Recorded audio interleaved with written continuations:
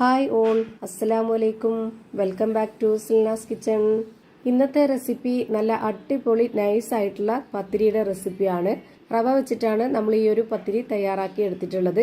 എത്ര കഴിച്ചാലും മടുക്കാത്ത, അതുപോലെ തന്നെ ഏത് കറികളുടെ കൂടെ വേണമെങ്കിലും കഴിക്കാവുന്ന നല്ല സോഫ്റ്റ് ആയിട്ടിരിക്കുന്ന ഒരു അടിപൊളി നൈസ് പത്തിരിയാണ്. അപ്പൊ ഇതെങ്ങനെയാണ് തയ്യാറാക്കുന്നതെന്ന് അറിയാനായിട്ട് വീഡിയോ സ്കിപ്പ് ചെയ്യാതെ മുഴുവനായിട്ടൊന്ന് കണ്ടു നോക്കണേ. റെസിപ്പിയിലോട്ട് കടക്കുന്നതിന് മുമ്പായി സിൽനാസ് കിച്ചൺ ചാനൽ ആദ്യമായിട്ട് കാണുന്നവരാണെങ്കിൽ പ്ലീസ് ഒന്ന് സബ്സ്ക്രൈബ് ചെയ്തേക്കണേ. ഒപ്പം തന്നെ ഈ വീഡിയോസ് നിങ്ങൾക്ക് ഇഷ്ടപ്പെടുകയാണെങ്കിൽ ഒരു ലൈക്ക് ചെയ്ത് ഷെയർ ചെയ്ത് സപ്പോർട്ട് ചെയ്യാനും മറക്കരുത്. ഇനി നമുക്ക് ഇതെങ്ങനെയാണ് തയ്യാറാക്കുന്നതെന്ന് നോക്കാം. ഇതിനായി ആദ്യം തന്നെ സ്റ്റൗവിലേക്ക് ഒരു പാൻ വെച്ചു കൊടുത്ത് ഫ്ലെയിം ഓൺ ആക്കി കൊടുത്തിട്ടുണ്ട്. ഇനി ഇതിലേക്ക് വെള്ളം ഒഴിച്ചു കൊടുക്കാം. 250 ml കപ്പിന്റെ അളവിൽ 1.25 കപ്പ് വെള്ളമാണ് ഞാൻ ഇതിലേക്ക് ഒഴിച്ചു കൊടുക്കുന്നത്. ഇനി ഇതിലേക്ക് ആവശ്യത്തിനുള്ള ഉപ്പിട്ട് കൊടുത്തതിന് ശേഷം സൺഫ്ലവർ ഓയിൽ കൂടി ഒഴിച്ചു കൊടുക്കുന്നുണ്ട്. അപ്പോൾ നമ്മുടെ മാവ് നല്ല സോഫ്റ്റും മയമായിട്ട് കിട്ടും. ഞാനിവിടെ ഇതേപോലെ ഒരു സ്പൂൺ അളവിൽ 2 സ്പൂൺ ഓയിലാണ് ഒഴിച്ചു കൊടുത്തിട്ടുള്ളത്. ഇനി ഈ വെള്ളം നല്ല പോലെ ഒന്ന് തിളച്ചു വരട്ടെ. ഇപ്പോൾ ഇതാ നല്ല പോലെ തിളച്ചു വന്നിട്ടുണ്ട്. ഇനി ഇതിലേക്ക് റവ ഇട്ട് കൊടുക്കാം. വറുത്ത റവയാണ് ഇട്ട് കൊടുക്കേണ്ടത്. വെള്ളം എടുത്തിട്ടുള്ള അതേ കപ്പ് അളവിൽ തന്നെ 1.25 കപ്പ് അളവിലാണ് ഞാൻ ഇതിലേക്ക് റവ ഇട്ട് കൊടുത്തിട്ടുള്ളത്.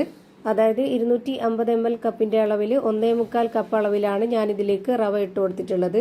സാധാരണ നമ്മൾ ഉപ്മാവൊക്കെ ഉണ്ടാക്കാൻ വേണ്ടി എടുക്കുന്ന ആ ഒരു വെള്ളം ഇതിലേക്ക് ആവശ്യമില്ല. അതുപോലെ തന്നെ നല്ല വെള്ളം കുറയുകയും ചെയ്യരുത്. ഒരു മീഡിയം പരുവത്തിലാണ് ഇതുപോലെ വേവിച്ചെടുക്കേണ്ടത്. ഞാനിപ്പോൾ ഒരു സ്പാച്ച് കൊണ്ട് ഇതുപോലെ നന്നായിട്ട് ഇളക്കി യോജിപ്പിച്ച് കൊടുത്തിട്ടുണ്ട്. ഈ ഒരു റവ ഇട്ട് കൊടുത്തു കഴിഞ്ഞാൽ പിന്നെ പെട്ടെന്ന് തന്നെ ലോ ഫ്ലെയിമിലോട്ട് മാറ്റണം.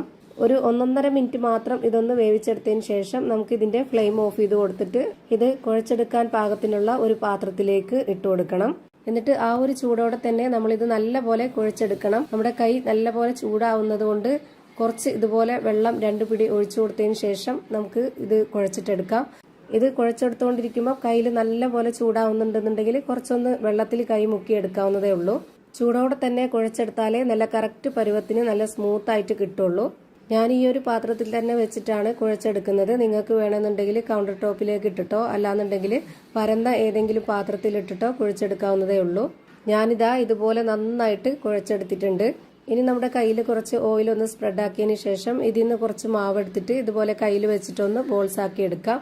ഈ ഒരു വലിപ്പത്തിലാണ് ഞാനിവിടെ തയ്യാറാക്കി എടുക്കുന്നത്. നിങ്ങൾക്ക് ഇഷ്ടമുള്ള വലിപ്പത്തിൽ തയ്യാറാക്കി എടുക്കാവുന്നതാണ്. കുറേ നേരം വെച്ചിരിക്കരുത്. നമ്മൾ പെട്ടെന്ന് തന്നെ ചെയ്തെടുക്കണം. കുറേ നേരം വെച്ചിരിക്കുമ്പോൾ മാവ് ഡ്രൈ ആയി പോവും. അങ്ങനെ അറിയാതെ അഥവാ വെച്ചിരുന്നിട്ടുണ്ടെങ്കിൽ തന്നെ നമ്മൾ ഇതേപോലെ ബോൾസാക്കി എടുക്കാൻ സമയത്ത് ഒന്നുകൂടി വെള്ളം ഒഴിച്ചിട്ടൊന്ന് കറക്റ്റ് കുഴച്ചിട്ട് റെഡിയാക്കിയിട്ട് ഇങ്ങനെ ചെയ്തെടുക്കാവുള്ളൂ. അല്ലാന്നുണ്ടെങ്കിൽ നമ്മുടെ പത്തിരി അത്ര വലിയ സോഫ്റ്റ് ആയിട്ട് കിട്ടത്തില്ല. ഇപ്പൊ ഞാനിവിടെ മാവെല്ലാം ഇതുപോലെ ബോൾസാക്കി എടുത്തിട്ടുണ്ട്. ഇനി ഇതുപോലെ ഒരു ബോർഡ് എടുത്തിട്ട് അതിലേക്ക് കുറച്ച് പൊടി ഇട്ട് കൊടുക്കുന്നുണ്ട്. അരിപ്പൊടിയാണ് ഞാൻ ഇട്ട് കൊടുക്കുന്നത്. അരിപ്പൊടിക്ക് പകരം മൈദപ്പൊടി വേണമെങ്കിലും ഇട്ട് കൊടുക്കാവുന്നതാണ്. ഇനി നമ്മൾ അധികം അമർത്തി കൊടുക്കാതെ നല്ല നൈസായിട്ട് ഇതുപോലെ ഒന്ന് പരത്തിയെടുക്കണം. എത്രത്തോളം പരത്തിയെടുക്കാൻ പറ്റുന്നോ അത്രയും നന്നായിട്ട് വലിച്ച് പരത്തിയെടുക്കുക. ഇനി വക്ക് മൂർച്ചയായിട്ടുള്ള ഏതെങ്കിലും ഒരു അടപ്പ് വെച്ചിട്ട് ഇതുപോലെ ഒന്ന് കട്ട് ചെയ്തെടുക്കാം. അപ്പോൾ ഇതിന്റെ വക്കൊക്കെ നന്നായിട്ട് വൃത്തിയായിട്ട് കിട്ടുകയും ചെയ്യും. അതുപോലെ കാണാനും നല്ല ഭംഗിയുണ്ടാവും. കട്ട് ചെയ്തെടുത്തിട്ടുള്ള ബാക്കി ഭാഗം നമുക്ക് പിന്നെയും അതൊന്ന് ബോൾസാക്കി എടുക്കാവുന്നതേ ഉള്ളൂ. ബാക്കി വരുന്ന എല്ലാ മാവും കൂടെ ഒന്നിച്ചൊന്നുകൂടെ കുഴച്ചിട്ട് ഇതുപോലെ തന്നെ റെഡിയാക്കി എടുക്കാം. ഇപ്പൊ ഞാനിത് എത്രത്തോളം നൈസായിട്ടാണ് ഇരിക്കുന്നത് എന്നുള്ളത് കയ്യിലെടുത്ത് കാണിച്ചു തരാം. ഇപ്പൊ അത് കണ്ടില്ലേ, നല്ല നൈസായിട്ട് സോഫ്റ്റ് ആയിട്ട് ഇരിക്കുകയാണ്.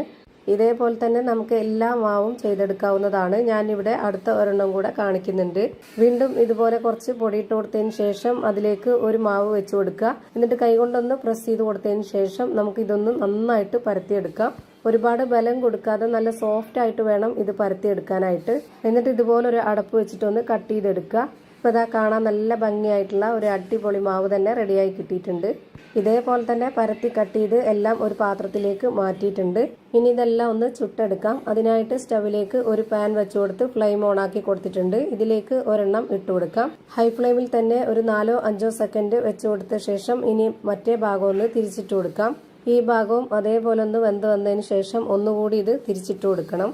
ആദ്യം തന്നെ ഇത് വേവിച്ചെടുത്ത മാവായതുകൊണ്ടും അതുപോലെ ഇത് നൈസായിട്ട് പരത്തിയെടുത്തതുകൊണ്ടും പെട്ടെന്ന് തന്നെ വെന്ത് കിട്ടും. ഇപ്പോൾ ഇതാ തിരിച്ചിട്ട് കൊടുത്തിട്ട് നമ്മൾ ഇതുപോലെ ഒന്ന് അമർത്തി കൊടുത്താൽ ഇത് നന്നായിട്ട് പൊള്ളി വരും. ഇനി ഇതൊന്നുകൂടി തിരിച്ചിട്ട് കൊടുക്കുന്നുണ്ട്. ഈ ഒരു ഭാഗം വെന്ത് കിട്ടിയ പോലെ തന്നെ ഇനി ആ ഭാഗം കൂടി ഒന്ന് വേവാനുണ്ട്. ഇത് ചുട്ടെടുക്കുമ്പോൾ നമുക്ക് ഭയങ്കര സോഫ്റ്റ് ആയിട്ടൊന്നും തോന്നില്ല. ചൂടാറി കഴിഞ്ഞാൽ നല്ല സോഫ്റ്റ് ആയിട്ടാണ് ഇരിക്കുക. ഇപ്പോൾ ദാ ഇതിൻ്റെ 2 സൈഡും നല്ലപോലെ പൊള്ളി വന്നിട്ടുണ്ട്. ഇനി നമുക്ക് ഇതെടുത്ത് മാറ്റാം. നമ്മളിതിൽ പരത്താൻ നേരത്ത് പൊടി ഇട്ട് കൊടുത്തത് കൊണ്ട് തന്നെ ഓരോന്നും ചുട്ടെടുക്കുമ്പോൾ ഇതുപോലെ പൊടി ഈ ഒരു പാനിലുണ്ടാവും. അത് നമ്മളൊന്ന് തുടച്ച് മാറ്റണം. എന്നതിന് ശേഷം മാത്രം വീണ്ടും അടുത്തത് ഒരെണ്ണം ഇട്ട് കൊടുക്കുക. അല്ലാന്നുണ്ടെങ്കിൽ ആ ഒരു പൊടി അവിടെ തന്നെ കിടന്ന് അടുത്തത് ഇട്ട് കൊടുക്കുമ്പോൾ അതിൽ കരിഞ്ഞ് കാണിക്കും. ഇപ്പം ഞാനിതാ അടുത്തതും ഇതേപോലെ ഇട്ട് കൊടുത്തിട്ട് നന്നായിട്ട് തിരിച്ചു മറിച്ചിട്ട് വേവിച്ചെടുക്കുന്നുണ്ട്. ഇപ്പം ഞാനിതാ എല്ലാം ഇതേപോലെ ചുട്ടെടുത്ത് ഒരു പാത്രത്തിലേക്ക് മാറ്റുന്നുണ്ട്. ഇനിയിപ്പോൾ ഇതാ ചൂടാറിയതിന് ശേഷമുള്ളത് ഞാൻ കാണിച്ചു തരാം. നല്ല സോഫ്റ്റ് ആയിട്ടാണ് ഇപ്പോൾ ഇത് കിട്ടിയിട്ടുള്ളത്. നല്ല ടേസ്റ്റുമാണ് കഴിക്കാനായിട്ട്. ഏത് കറികളുടെ കൂടെ വേണമെങ്കിലും കഴിക്കാവുന്നതാണ്. ഇനി ഇതൊന്ന് കീറി കാണിച്ചു തരുന്നുണ്ട്. ഇതിൻ്റെ അകമൊക്കെ നിങ്ങൾക്ക് കാണുമ്പോൾ തന്നെ മനസ്സിലാവുന്നുണ്ടാവും. അപ്പോൾ ഇത്രയേ ഉള്ളൂ ഇന്നത്തെ വീഡിയോ ഇഷ്ടമായാൽ ലൈക്ക് ചെയ്യാനും കമൻറ്റ് ചെയ്യാനും ഷെയർ ചെയ്യാനും മറക്കരുത്. അതുപോലെ തന്നെ ഞാനിടുന്ന പുതിയ വീഡിയോസ് നോട്ടിഫിക്കേഷനായിട്ട് കിട്ടുന്നതിന് വേണ്ടി സബ്സ്ക്രൈബ് ചെയ്ത് ബെല്ലൈക്കൺ അമർത്തി അതിൽ ഓൾ എന്ന ഓപ്ഷൻ എനേബിൾ ചെയ്ത് കൊടുക്കാനും മറക്കരുത്. പുതിയൊരു വീഡിയോയുമായി വീണ്ടും വരും. Thank you for watching.